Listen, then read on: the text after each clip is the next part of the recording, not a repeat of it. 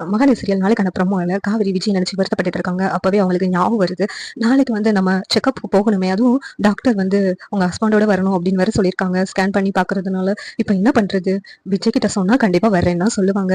ஆனா நம்ம விஜய் கிட்ட சொல்லவே கூடாது, அவங்களுக்கு அது சேஃப்டி கிடையாது. அதனால நம்ம என்ன பண்றது, நாமளே போயிடலாம் அப்படின்னு சொல்லிட்டு காவிரி முடிவு பண்றாங்க. உடனே பாப்பா கிட்ட பேசுறாங்க. பாப்பா, உன்னை அப்பாவை ஸ்கேன் பண்ணும்போது பாக்குறதுக்காக எவ்வளவு எக்ஸைட்மெண்டோட இருந்தாங்கன்னு தெரியுமா? ஆனா இப்ப அப்பாவால வர முடியல. எனக்கும் வருத்தமா இருக்கு. நீயும் அப்பா உன்னை பார்க்கலன்னு சொல்லிட்டு நீயும் வருத்தப்பட்டிருக்கலாம், அப்பா குரலை கேட்கலன்னு சொல்லிட்டு. ஆனா கூடி சீக்கிரமே அப்பா வந்து நம்ம கூடவே இருப்பாங்க, அதுல எனக்கு நம்பிக்கை இருக்குது அப்படின்னு சொல்லிட்டு காவேரி சொல்லிக்கிட்டு இருக்காங்க. சரி பாப்பா, நான் உன்னை நாளைக்கு பார்க்க போறேன்னு சொல்லிட்டு எனக்கு ரொம்ப சந்தோஷமா இருக்குது. நம்ம நாளைக்கு ஹாஸ்பிட்டல் போகலாம் அப்படின்னு சொல்லிட்டு பாப்பா கிட்ட பேசிக்கிட்டு இருக்காங்க. உடனே மறுநாள் காவேரி ஹாஸ்பிட்டலுக்காக கிளம்பிக்கிட்டு இருக்காங்க. கிளம்பினோடனே சாரதா, என்னடி எவ்வளவு பிரச்சனை வெளியில நடக்குது, ஆனா ஒண்ணுமே தெரியாத மாதிரியே நீ இருக்கிற அப்படின்னு சொல்லிட்டு சாரதா வந்து காவேரி திட்டுறாங்க. உடனே கங்கா, அம்மா அவளே எவ்வளவு வருத்தத்தோட இருப்பான்னு தெரியுமா, அவளை திட்டிக்கிட்டு இருக்காதீங்கம்மா, அவ எங்க போயிட்டு வரட்டுமா அப்படின்னு சொல்றாங்க. உடனே ஆமாடி, நீங்க எல்லாரும் சேர்ந்து சப்போர்ட் பண்றதுனாலதான் அவ ரொம்ப ஆடுறா அப்படின்னு சொல்லிட்டு சொல்றாங்க. உடனே எங்கடி கிளம்பிட்ட அப்படின்னு கேக்குறாங்க. காவேரி, அம்மா நான் எக்ஸ்பிரஷன் போயிட்டு வரேம்மா, இன்னும் எக்ஸ்பிரஷன் முடியல அப்படிங்கிறாங்க. அவங்க எக்ஸ்பிரஷனுக்குன்னு சொல்லிட்டு கிளம்பி ஹாஸ்பிட்டலுக்கு வந்து காவேரி போயிட்டு இருக்காங்க. அவங்க விஜய் காவேரி நினைச்சு ரொம்ப வருத்தப்படுறாங்க. காவேரிக்கு என்ன சுச்சுவேஷன் அங்க நடக்குதோ தெரியலையே, காவேரி எவ்வளவு கஷ்டப்படுறாளோ, நம்ம அவளை இவ்வளவு கஷ்டப்படுறோமே அப்படின்னு சொல்லிட்டு ரொம்ப வருத்தப்பட்டு இருக்காங்க. காவேரிக்கு கால் பண்ணுவோம் அப்படின்னு சொல்லிட்டு விஜய் காவேரிக்கு கால் பண்றாங்க. கரெக்டா காவேரி ஹாஸ்பிட்டல்ல இருக்கிறாங்க. காவேரி ஹாஸ்பிட்டல்ல செக்அப்க்கு வந்திருக்கேன் அப்படின்னு சொல்லிட்டு விஜய் கிட்ட சொல்றாங்க.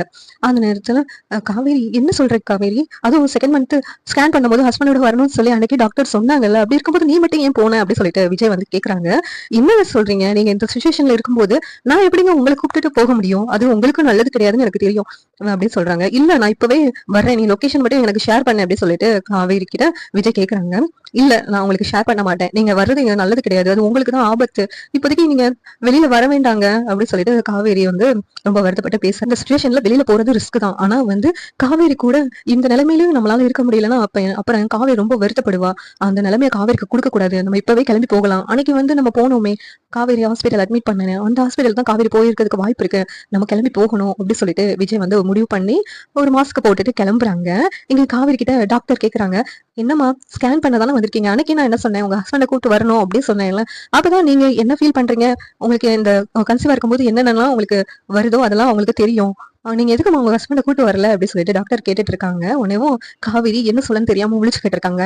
அந்த நேரத்துல விஜய் வந்துகிட்டு, நான் தான் அவங்களோட ஹஸ்பண்ட், நான் வந்துட்டேன் அப்படின்னு சொல்லிட்டு சொன்ன உடனேயும் காவேரிக்கு சந்தோஷம் வருது. அதே நேரத்துல வருத்தமும் படுறாங்க. விஜய் எதுக்கு நீங்க இங்க வந்தீங்க அப்படின்னு சொல்லிட்டு விஜய் கிட்ட போயிட்டு, ஏங்க இவ்வளவு மோசமான சூழ்நிலையில நீங்க எதுக்கு ரிஸ்க் எடுத்து வரணும் அப்படின்னு சொல்லிட்டு காவேரி வந்து விஜய் கிட்ட சொல்றாங்க. அதாவது நான் ஒவ்வொரு மாசம் செக்அப் பண்ணும்போது உன் கூட இருக்கணும், ஆனா தினமும் கூட உன் கூட இருந்து உன்னை பாத்துக்கணும்னு ஆசைப்பட்டேன், ஆனா அதுதான் நடக்காம போயிடுச்சு. அட்லீஸ்ட் நான் பாப்பாவை பாக்குற தருணத்துலனாச்சும் உன் கூட இருக்கிறேனே, அதுக்காக தான் காவேரி நான் வந்தேன்.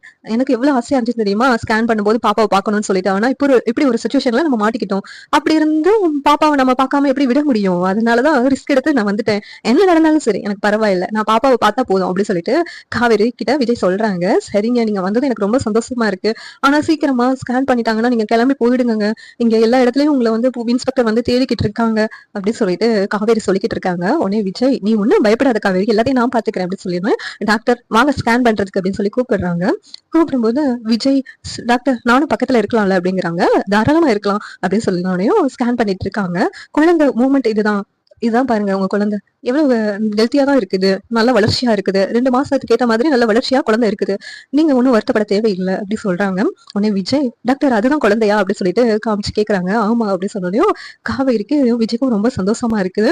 உடனே விஜயும் காவேரியும் மாத்தி மாத்தி பார்த்து சந்தோஷத்துல சிரிச்சுக்கிட்டு இருக்காங்க.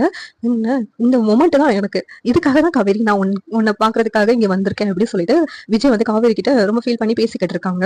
உடனே டாக்டர் வேற ஏதாவது டேப்லெட் எதுவும் எடுத்துக்கணும், பாப்பாவும் காவேரி எப்படி இருக்காங்க டாக்டர் அப்படின்னு சொல்லி கேட்கும்போது 2 பேரும் ஹெல்த்தியா இருக்காங்க, குழந்தை நல்ல வளர்ச்சியா இருக்குது, நீங்க ஒன்னும் வருத்தப்பட தேவையில்லை, ஆனா குழந்தை வளர வளர இன்னும் ஹெல்த்தியான ஃபுட்டா எடுத்துக்கணும், அதான் நீங்க மேடத்துக்கு நல்ல ஃபுட்டா குடுங்க.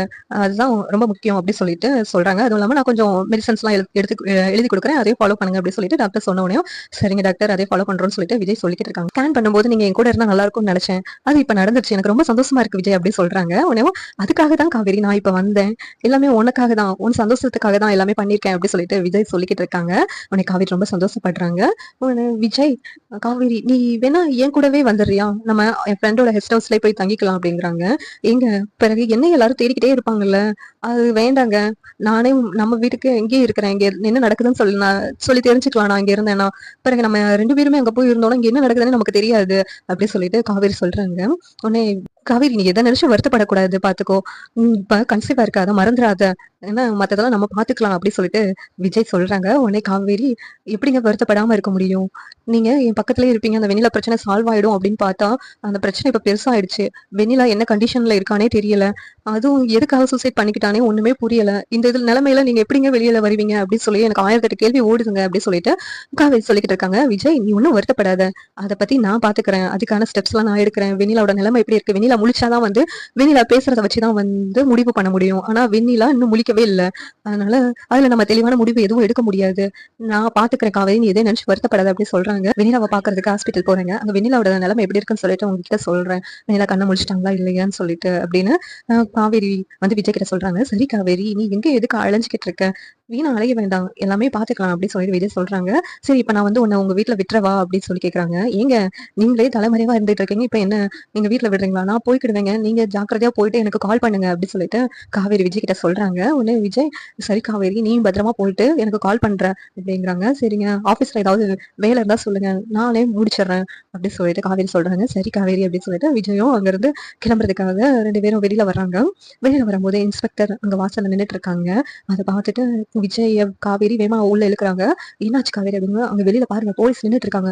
எதுக்காக நிக்கிறாங்கன்னு தெரியல. நம்ம இருக்கிறது தெரிஞ்சு வந்திருக்காங்களா என்னன்னே தெரியலங்க அப்படின்னு சொல்லிட்டு காவேரி சொல்லிக்கிட்டு இருக்காங்க. ஒன்னும் எங்க இன்ஸ்பெக்டர் எல்லாம் பேசிட்டு இருப்பாங்க. அங்க வேற ஒருத்தவங்கள பாக்குறதுக்காக வேற ஒரு கேஸ் விஷயமா போலீஸ் நின்னுட்டு இருக்காங்க. அதை தெரிஞ்சுக்கிட்டு உடனே காவேரி ஏங்க அங்க பாருங்களேன் அங்க வேற ஒருத்தவங்க விரட்டி பிடிக்கிற மாதிரி இருக்கு. வேற ஒரு கேஸ்க்காக வந்திருக்காங்க போலுக்க. நம்ம விஷயம் அவங்களுக்கு தெரியல போலுக்க அப்படின்னு சொல்லிட்டு காவேரி விஜய் கிட்ட சொல்றாங்க. உடனே விஜய் நல்ல வேலை காவேரி எத்தனை நாள் தான் இப்படி பயந்து பயந்து நம்ம இருக்கணுமோ தெரியல. நம்ம தப்பே பண்ணல ஆனாலும் பயந்து இருக்க வேண்டியதா இருக்கு. இது எங்க போய் முடிய போதோ அப்படின்னு சொல்லிட்டு விஜய் சொல்றாங்க. ஆமாங்க நீங்க தலைமறைவா இருக்கிறதுனால உங்க மேலதான் குத்தம் சொல்றாங்க. ஆனா நீங்க தலைமறைவா இல்லாம உண்மையை கண்டுபிடிச்சா ரொம்ப நல்லா இருக்குங்க அப்படின்னு சொல்லிட்டு காவேரி சொல்றாங்க. நான் வெளியில இங்க வந்ததுன்னா இன்ஸ்பெக்டர் என்ன ஜெயில தான் பிடிச்சு போடுவாங்க காவேரி. அப்புறம் எப்படி நம்ம கண்டுபிடிக்கிறது? நான் வெளியில இருந்தே கண்டுபிடிக்க முயற்சி பண்றேன் அப்படின்னு சொல்லிட்டு விஜய் சொல்றாங்க. சரிங்க சரி என் போலீஸ் கிளம்பி போயிட்டாங்க. நீங்க பார்த்து பத்திரமா போயிட்டு வாங்க அப்படின்னு சொல்லிட்டு காவேரி விஜய் கிட்ட சொல்றாங்க.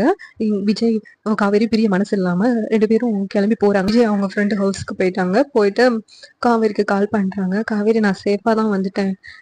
வருத்தப்படாத என்ன நினைச்சு நீ சேஃபா இருக்கல அப்படின்னு கேக்குறாங்க. நானும் சேஃபா தான் இருக்கேங்க. நானும் வீட்டுக்கு வந்துட்டேன். நீங்க எதனாச்சும் வருத்தப்படாதீங்க அப்படின்னு சொல்லிட்டு விஜய் காவேரியும் சொல்லிக்கிட்டு இருக்காங்க. நாளைக்கான எபிசோட் எப்படி இருக்கும் சொல்லிட்டு நாளைக்கு பார்க்கலாம். பிடிக்க முயற்சி பண்றேன் அப்படின்னு சொல்லிட்டு விஜய் சொல்றாங்க. சரிங்க.